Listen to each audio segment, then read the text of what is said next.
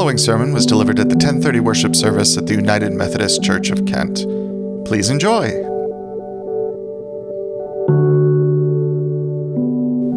It has been said that a parable is an earthly story with a heavenly meaning. Maybe you've heard that. And certainly there's some truth to that.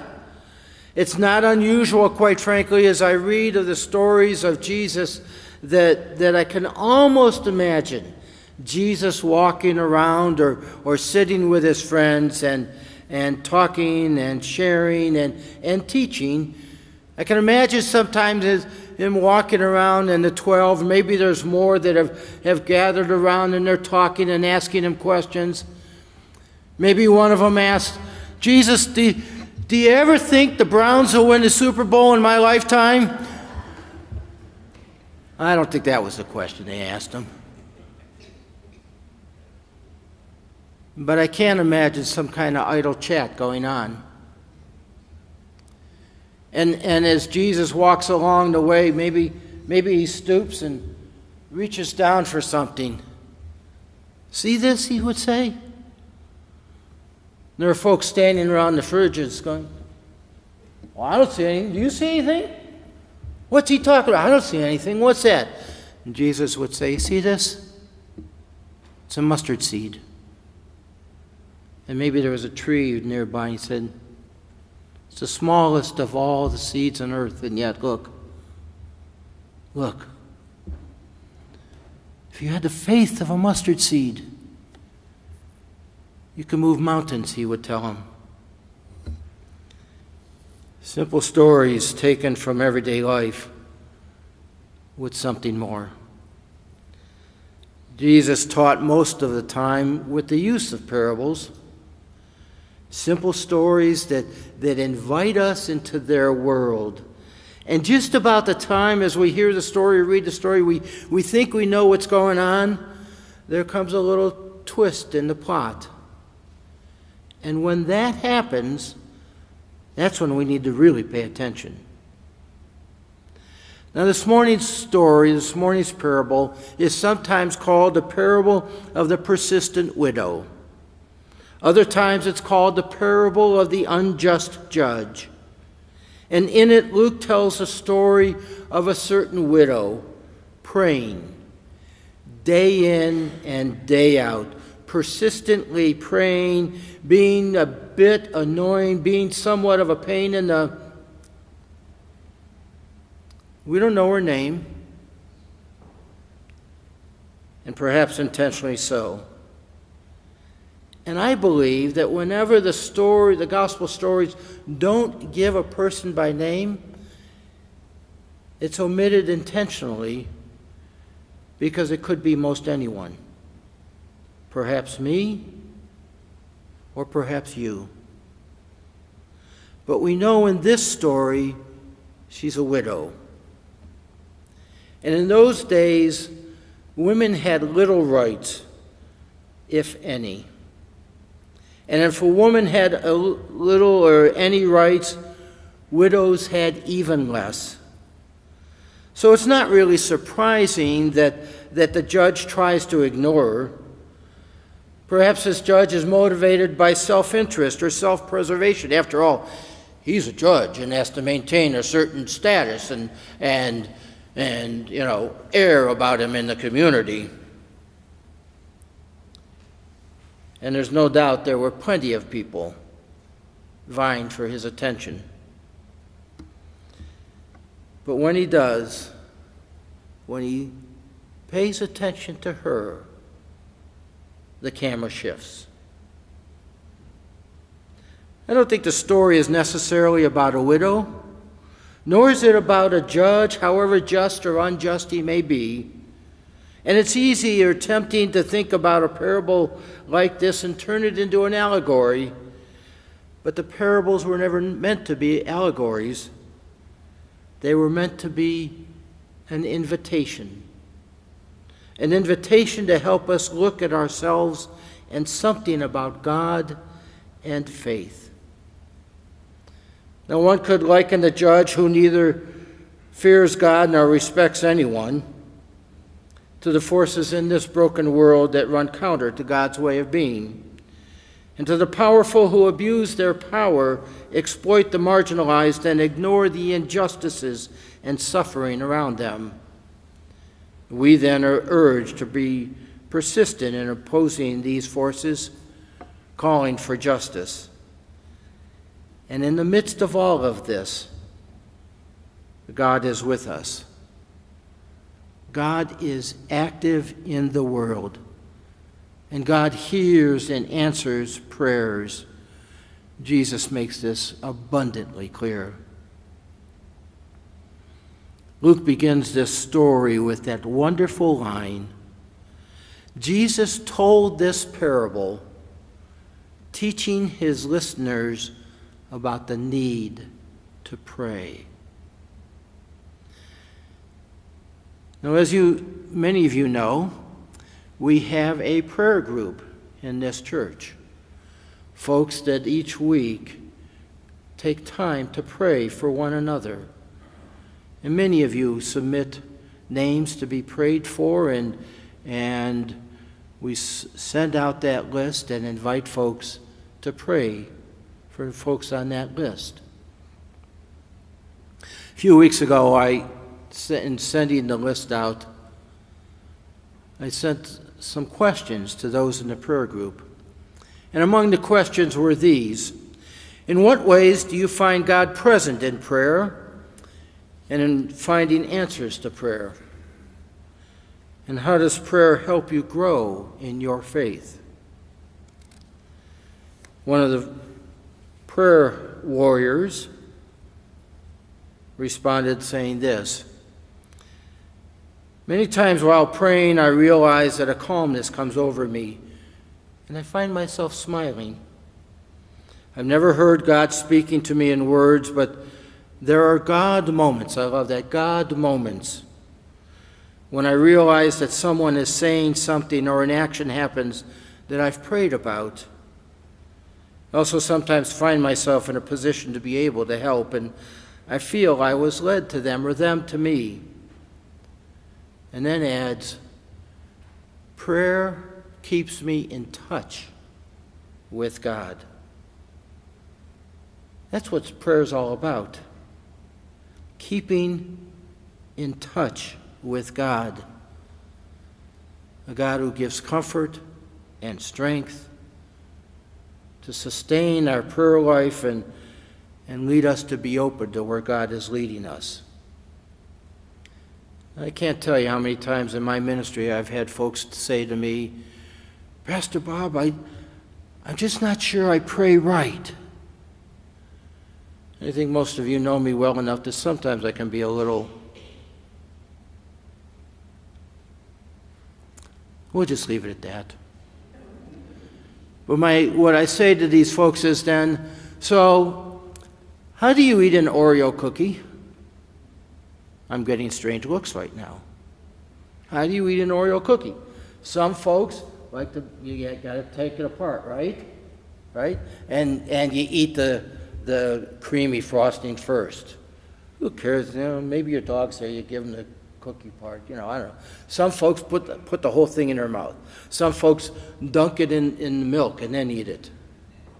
Now, what's the right way to eat an Oreo cookie? And I say that somewhat humorously, but very seriously. There are countless ways to pray. The important thing is to pray in a way that fits you. Jesus said, when you pray, go someplace to be alone, with no phone, no internet, no texting, alone, in a way that keeps you in touch with God and feed your soul. Jim Wallace is the founder of Sojourners. It's an organization that continually seeks to work on the issues of justice. Jim himself is very conservative and went to a very conservative seminary.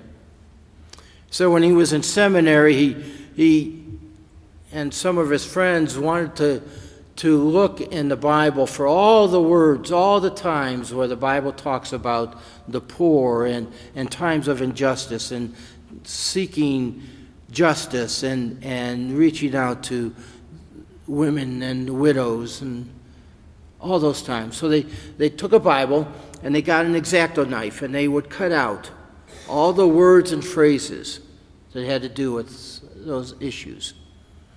Wallace said he ended up with what he called the Swiss cheese Bible. Because time and time again, the Bible calls us to be concerned about such issues. Wallace said there are two great hungers in our world today.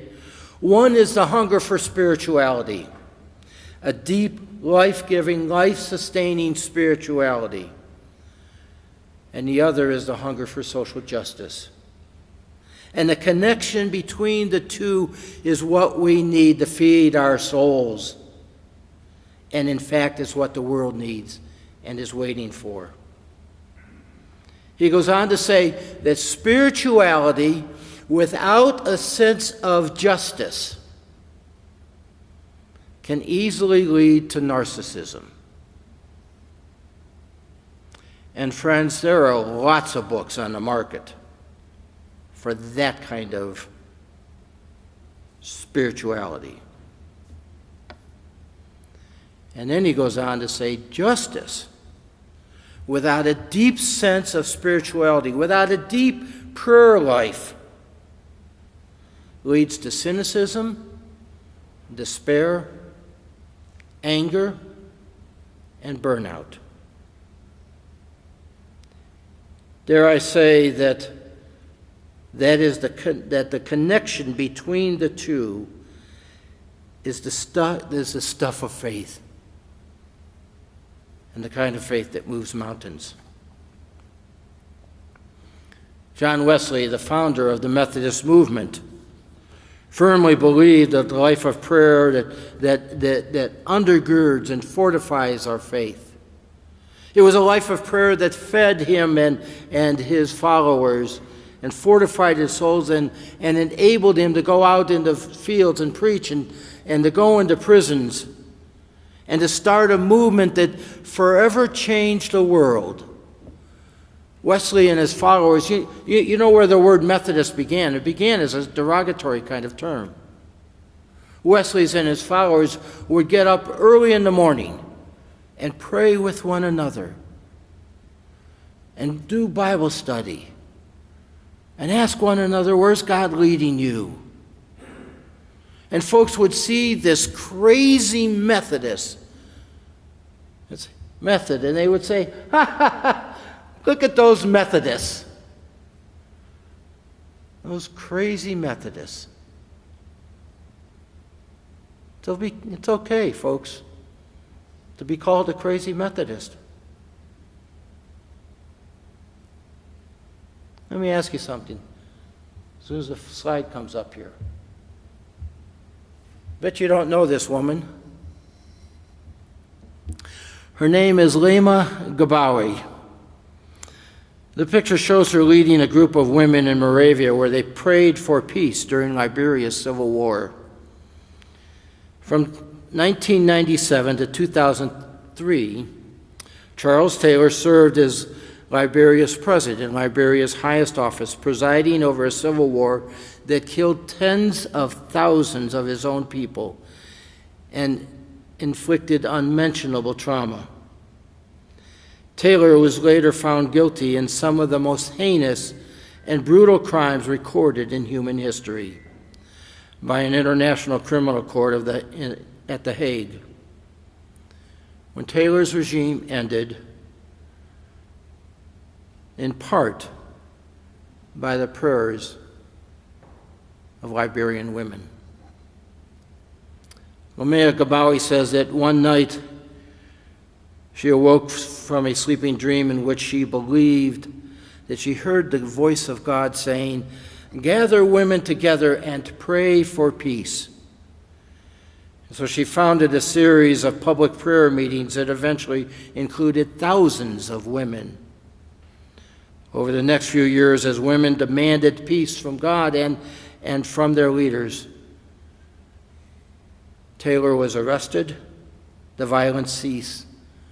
Liberia elected Ellen Johnson Sirleaf as president, Africa's first female head of state. The story of Liberian women praying serves simply to remind me of the power of prayer. I love the story of Archbishop Desmond Tutu. Archbishop Desmond Tutu, as you know, worked tirelessly to end apartheid in South Africa. He was once asked, how is it that you do what you do? This was when apartheid was at its darkest days. How is it that you stand against P.W. Botha, a regime that continually suppressed blacks in South Africa? And if you've ever seen Archbishop Desmond Tutu or a film clip of him, sometimes he would kind of get this smile. And he smiled and he reached in his coat pocket and pulled out a letter. He said, "You see this? This is a letter from a group of women in America telling me that every morning, they get up at 4 a.m. and pray for me. How could I let them down?" And then he went on to say, "And that gives me strength and hope." Hope is being able to see that there is light despite the darkness. Oh, I know those stories are way back when and halfway around the world. We don't face anything like that today, do we?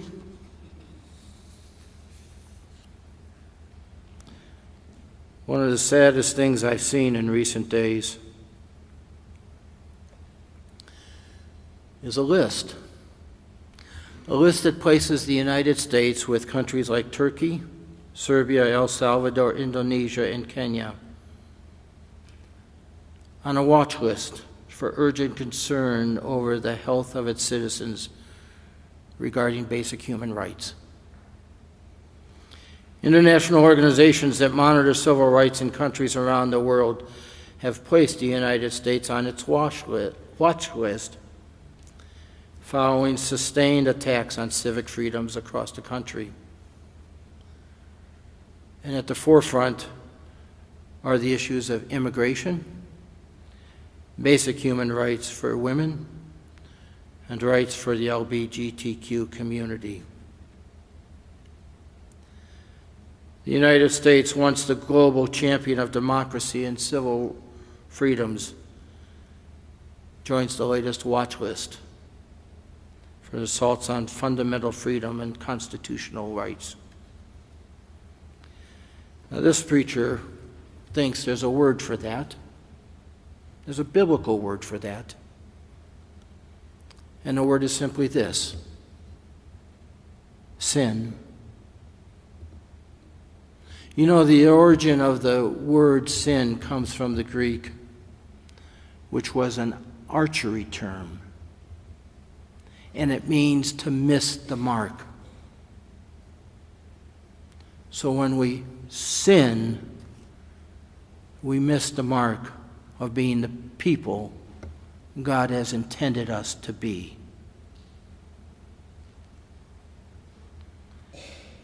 The issues of immigration reform, equal rights for women, and the LGBTQ community are mountainous issues. Advocating for justice is messy work, Jesus tells us, and the process can be long, wearisome, and frustrating. Yet we are not to lose heart, but keep on praying and persevering and working for such issues. Over the past few weeks, Nathan has been leading us in an understanding of the vision of the United Methodist Church as set forth by the Council of Bishops. He's done that as we consider our commitments to this church. Do you know the vision? To love boldly. We Methodists passionately love God and, like Jesus, embrace and include people of every age and nation, race, gender, and walk of life. To serve joyfully with the heart of Christ. We journey alongside the most vulnerable among us, offering care and compassion with joy. To lead courageously. And following Jesus' example, we seek to resist and dismantle all systems of evil, injustice, and oppression, striving for peace, justice, and reconciliation. That's what these crazy folks called Methodists. That's the vision.